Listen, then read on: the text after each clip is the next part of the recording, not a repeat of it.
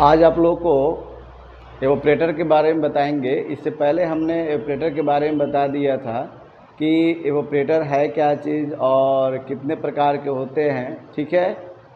उसका जो है और पार्ट्स बाकी है जो आज हम बताएंगे आप लोगों को। इससे पहले फिर हम थोड़ा सा रिवाइज कर देते हैं कि एवोपरेटर है क्या। तो एवोपरेटर जो है क्या है, तो एवोपरेटर रेफ्रिजरेशन सिस्टम का मुख्य भाग है। क्या है? रेफ्रिजरेशन सिस्टम का मुख्य भाग है जो सभी उपकरणों का क्या करता है, रिजल्ट आउट करता है, ठीक है। यानी आप ये कह सकते हैं कि जिस उपकरण के द्वारा एवोपरेशन की क्रिया पूर्ण की जाती है उस उपकरण को एवोपरेटर कहते हैं, ठीक है। और इससे पहले हमने बताया था कि एवोपरेशन किसे कहते हैं, तो प्रत्येक ताप पर बाहर से बिना उष्मा दिए किसी लिक्विड का धीरे धीरे वाष्प के रूप में परिवर्तित होना ही एवोपरेशन कहलाता है। और यह एक प्रकार की क्रिया है और यह क्रिया जिस उपकरण के द्वारा उस उपकरण को एवोपरेटर कहते हैं।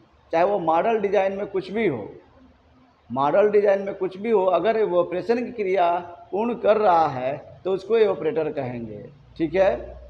और एवोपरेटर में एवोपरेशन क्रिया किन किन बातों पर निर्भर करता है, तो पहला है आसपास के टेम्परेचर का होना, दूसरा प्रेशर का कम होना, ठीक है। जब प्रेशर कम रहेगा तभी जो है क्या होगा कि रेफ्रिजरेंट अपने आसपास के हीट को एब्जॉर्ब करके वह वेपर कंडीशन में होगा, लिक्विड से वेपर में होगा। और इसके विपरीत था कंडेंसर में, कि कंडेंसर में क्या हो रहा था कि गैस से लिक्विड के रूप में परिवर्तित हो रहा था।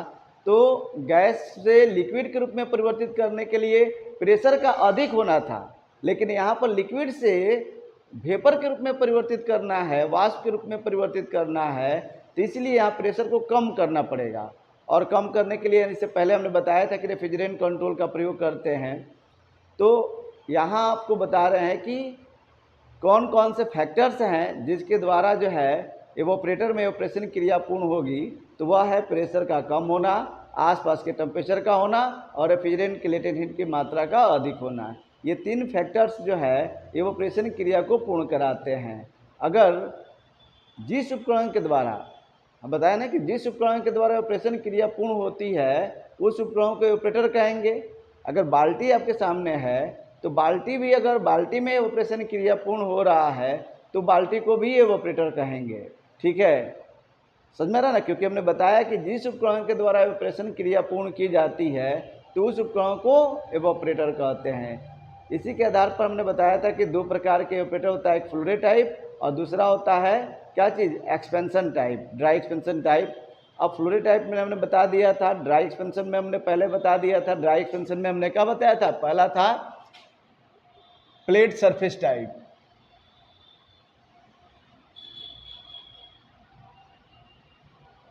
Plate surface type evaporator. Plate surface type evaporator, इसमें हमने बताया था क्या चीज, प्लेट एंड ट्यूब टाइप, दिखाई दे रहा है, प्लेट एंड ट्यूब टाइप। दूसरा ये सब इसी के प्लेट सरफेस कहते हैं, सेल एंड ट्यूब टाइप।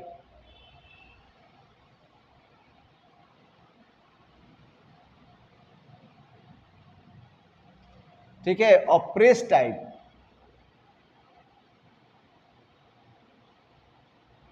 ये जो है इतने प्रकार के प्लेट सरफेस के अंतर्गत आते हैं, जिसमें हमने प्लेट एंड ट्यूब टाइप में हमने बताया था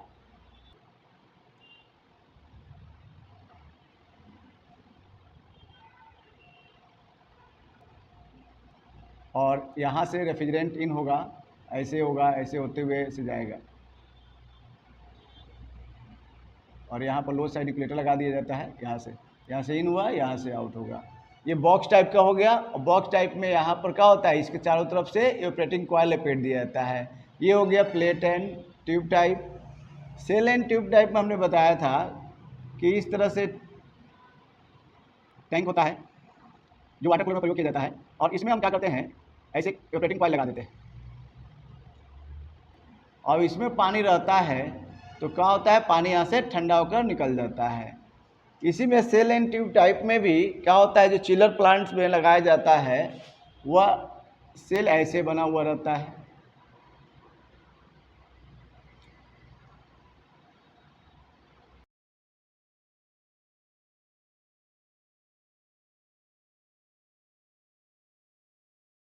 इसमें सेल है, सेल इस तरह से बना हुआ रहता है। पानी यहाँ से प्रवेश करता है, फिर यहाँ से आउट हो जाता है। गर्म पानी हॉट वाटर, इनलेट, और कोल्ड वाटर आउटलेट। और यहाँ से रेफ्रिजरेंट इन होता है और यहाँ से आउट होता है। तो ये ट्यूब के अंदर जो है रेफ्रिजरेंट जाता है और टैंक के अंदर यानी सेल के अंदर पानी आता है, इसलिए इसको सेल एंड ट्यूब टाइप कहा जाता है। ये प्लेट सरफेस के अंतर्गत ही आता है। ठीक है, इसके बारे में पूरी जानकारी आपको पहले बता दिए हैं। आज हम आपको बताएंगे fins and tube type evaporator के बारे में। ठीक है, क्योंकि हमने बताया था कि एवोपरेटर कितने प्रकार के होते हैं, 3 प्रकार के। ड्राई एक्सपेंशन टाइप एवोपरेटर कितने प्रकार के होते हैं, 3 प्रकार के, जिसमें हमने बताया कि पहला है प्लेट सरफेस टाइप,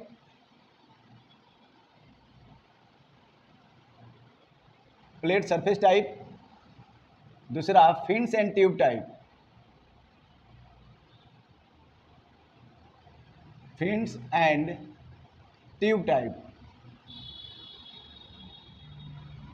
पहला हो गया प्लेट सरफेस टाइप, दूसरा fins and tube type, fins FINNED fins and tube type, और तीसरा जो है बेरे ट्यूब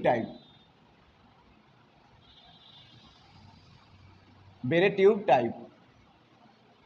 ये सब एवोपरेटर के अंतर्गत आता है। किसके अंतर्गत आता है, एवोपरेटर।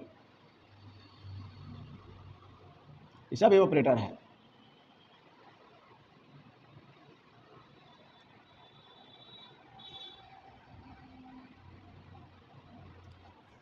तो plate surface type evaporator, fins and tube type evaporator और बेरे ट्यूब टाइप एवोपरेटर। ठीक है, अब प्लेट सरफेस के बारे में हमने पहले बता दिया है।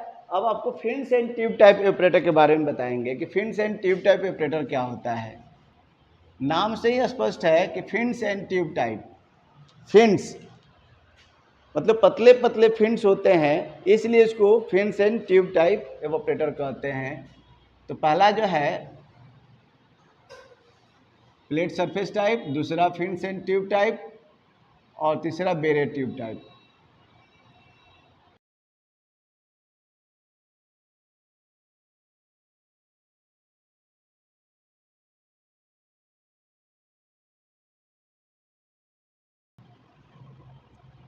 इसको कॉइल जो है ट्यूब को जोड़ देते हैं यू ट्यूब से।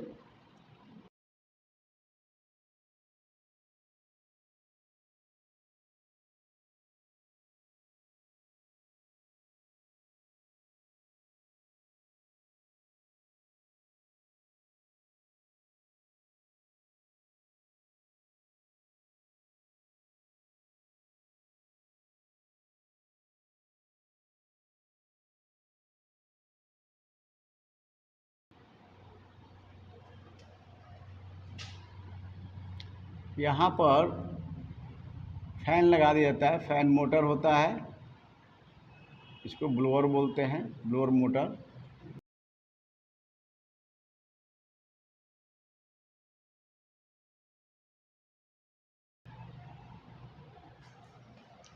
ये है fins and tube type evaporator.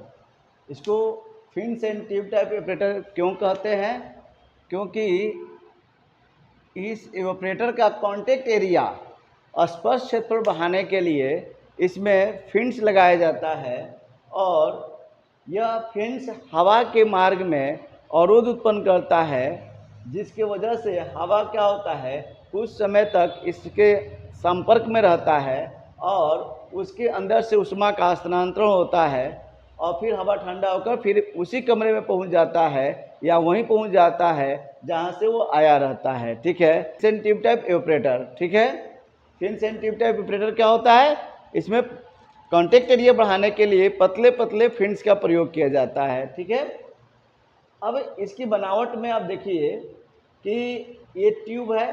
अब ट्यूब को यहाँ पर क्या होता है, यू आकार के जो है कापर के ट्यूब होते हैं, उनके द्वारा एक दूसरे के जो है ट्यूब को क्या किया था, एक दूसरे से कनेक्ट कर दिया गया है। और कनेक्ट करने के बाद ये क्वाइल के रूप में हो जाते हैं। और इसमें पतले पतले फिन्स जो है क्या किया गया, लगाया गया है जिग जैग के रूप में। पतले पतले फिन्स इसलिए लगाया गया कॉन्टेक्ट एरिया बढ़ाने के लिए। इस तरह के ऑपरेटर का प्रयोग जो है जहाँ पर हवा को ठंडा करना होता है वहाँ पर इस्तेमाल किया जाता है। हवा को ठंडा करने का मतलब जैसे एयर कंडीशनिंग में विंडो टाइप हो गया, स्प्लिट एसी हो गया, ठीक है, और क्या होता है चिलर प्लांट हो गया, कोल्ड स्टोरेज हो गया, इन सभी जगहों पर जहाँ पर एयर कंडीशनिंग करना होता है, हवा को ठंडा करना होता है, वहाँ पर हम fins and tube type operator का प्रयोग करते हैं। ठीक है, काम कैसे करता है यह ध्यान दीजिए। यहाँ पर जो है रेफ्रिजरेंट कंट्रोल के द्वारा, यहाँ रेफ्रिजरेंट कंट्रोल लगा होता है जो लिक्विड रेफ्रिजरेंट को कंट्रोल करके माइक्रोफाइन अणुओं में एक्सपेंड करके ऑपरेटर में भेजता है।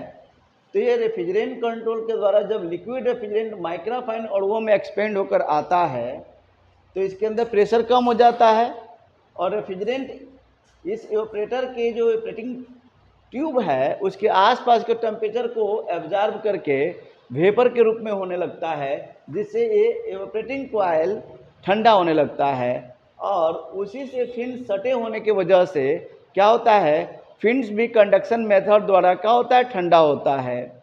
और इसमें लगा हुआ ब्लोअर जो है ये जब घूमता है, चलता है मोटर के द्वारा, तो आगे से हवा, फ्रंट से हवा को सक करता है।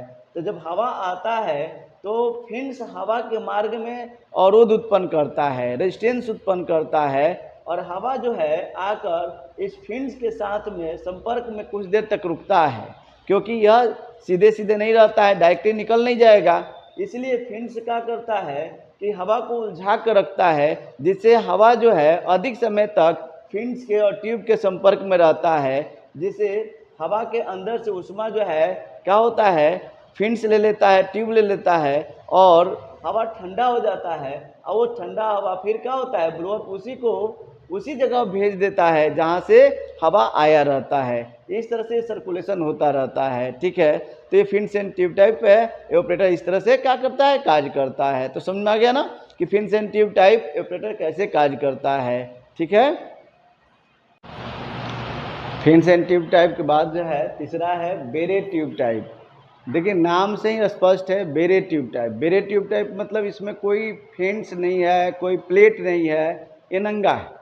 ठीक है, मतलब कि इसमें प्लेट और फिन्स कुछ नहीं लगाया गया है। ठीक है, इसलिए इसको बेरे ट्यूब टाइप कहते हैं। क्या कहते हैं, बेरे ट्यूब टाइप ऑपरेटर। और इस ऑपरेटर का प्रयोग कहाँ करते हैं, तो इस ऑपरेटर का प्रयोग जो है आइस कैंडी, आइस प्लांट यानी ब्राइन टैंक में ब्राइन को ठंडा करने के लिए इसका प्रयोग किया जाता है। देखिए ये हमने आपको ब्राइन टैंक यहाँ बनाया है, और उस ब्राइन टैंक में ही क्या किया गया है कि यहाँ से रेफ्रिजरेंट कंट्रोल ये है, और रेफ्रिजरेंट कंट्रोल से ये मैनीफोल्ड है। देख रहे हैं ना, ये क्या है, मैनीफोल्ड है। मैनीफोल्ड मैंने बहुत से रास्ते, एक जगह इससे इन होगा और कई जो है इसमें से निकल कर जाएगा। यहाँ पर क्या होगा, मैनीफोल्ड ये भी है, मैनीफोल्ड ये भी है। तो यहाँ पर पैरेलल जो है ये ऑपरेटिंग कॉइल लगाया गया है। पैरेलल में क्या होगा कि जब रेफ्रिजरेंट यहाँ से माइक्रोफाइन अणुओं में एक्सपेंड होकर आएगा तो इस ट्यूब में भी जाएगा, इस ट्यूब में, इस ट्यूब में, तो सभी कॉइलों में कूलिंग यहीं से शुरू हो जाएगा।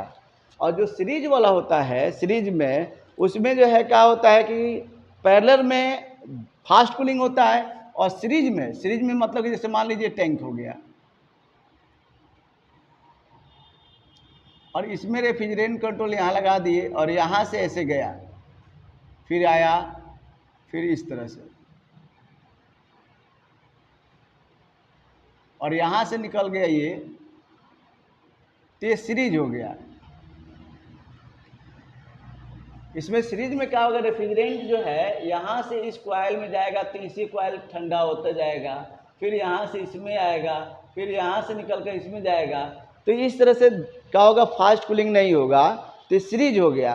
तो आप जानते हैं कि फिन्स एंड ट्यूब टाइप में भी पैरेलल ऑपरेटर लगाया गया रहता है, पैरेलल कनेक्शन किया गया रहता है ट्यूब का। इस तरह से इसमें भी पैरेलल कनेक्शन कर देंगे तो इसमें भी क्या होगा कि फास्ट कूलिंग होगा, और इसमें सीरीज में करने से फास्ट कूलिंग नहीं होगा। ठीक है, और यहाँ पर ये ब्राइन टैंक बनाया गया, तो ये ब्राइन है, और ये इसमें एजिटेटर लगा दिया गया है। एजिटेटर इसलिए लगाया जाता है घुमाने के लिए ब्राइन को, ताकि मान लीजिए कि ब्राइन के अणु जो इसके नज़दीक रहेंगे, ऑपरेटर के नज़दीक रहेंगे, वह क्या हो जाएगा कि वो जल्दी ठंडा हो जाएगा, ज़्यादा ठंडा होगा। लेकिन बीच में जो होगा वो ठंडा नहीं होगा, तो हम क्या करते हैं कि इसको घुमाते रहते हैं, तो यहाँ के अणु यहाँ जाता है और इधर का इधर आ जाता है, जिससे जो है क्या होता है टेम्परेचर। तो एजिटेटर लगाने से क्या होता है कि सभी जो है ब्राइन के अणु ऑपरेटिंग कॉइल से टकराएंगे और टकराने से उसके अंदर से ऊष्मा का स्थानांतरण होगा और क्या होता है समान टेम्परेचर बना रहेगा ब्राइन टैंक का। ठीक है, जैसे आप सब्जी बनाते हैं, तो सब्जी बनाते हैं तो क्या करते हैं, चलाते रहते हैं कि नहीं चलाते रहते हैं। चलाने से क्या होता है कि ऊपर वाला जो है नीचे आता है, नीचे वाला ऊपर चला जाता है। अगर उसको चलाएंगे नहीं तो क्या होता है, नीचे का हीट जो है क्या होगा, नीचे वाला सब्जी को ज़्यादा मिलेगा, जिसकी वजह से वो जल जाएगा, और ऊपर वाला को जो है क्या होगा, हीट कम मिलेगा, जिससे वो पकेगा ही नहीं। तो उसको घुमाने से नहीं चलाने से क्या होता है कि सब जगह टेम्परेचर समान रहता है, ऊपर वाला नीचे आ जाता है, नीचे वाला ऊपर चला जाता है।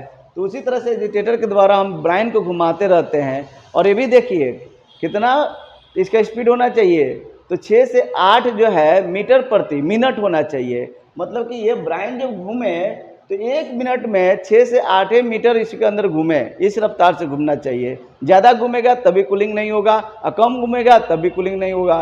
ठीक है, तो ये समझ में आ रहा है ना एजिटेटर क्यों लगाया जाता है। यहाँ पर लो साइड इंसुलेटर लगाया गया है। ये लो साइड इंसुलेटर का काम क्या है कि अपने अंदर लिक्विड रेफ्रिजरेंट को तब तक रोके रहता है जब तक कि वो वेपर कंडीशन में ना हो जाए। ये लो साइड इंसुलेटर जो फ्रीजिंग पॉइंट के यूनिट होता है ना, उसमें ज़्यादा इस्तेमाल होता है, जहाँ पर क्या होता है कि पानी को जमा कर आइस बनाया जाता है या किसी चीज़ को जमाना होता है, ठीक है, फ्रीज करना होता है, तो उस प्लांट में हम ये लो साइड इंसुलेटर लगाते हैं। एयर कंडीशनिंग में ये लो साइड इंसुलेटर नहीं लगा रहेगा, केवल जो है क्या होगा, फ्रीजिंग पॉइंट के यूनिट में लो साइड इंसुलेटर का प्रयोग किया जाता है अधिकांशतः। ठीक है, तो समझ में आ गया। ये bare tube type evaporator brine tank में ब्राइन को ठंडा करने के लिए इस्तेमाल में लाया जाता है। और इसको बेरे इसलिए कहा जाता है क्योंकि इसमें कोई प्लेट और क्या होता है, फिन्स नहीं होता है। तो समझ में आ गया, इसलिए इसको बेरे ट्यूब टाइप कहते हैं।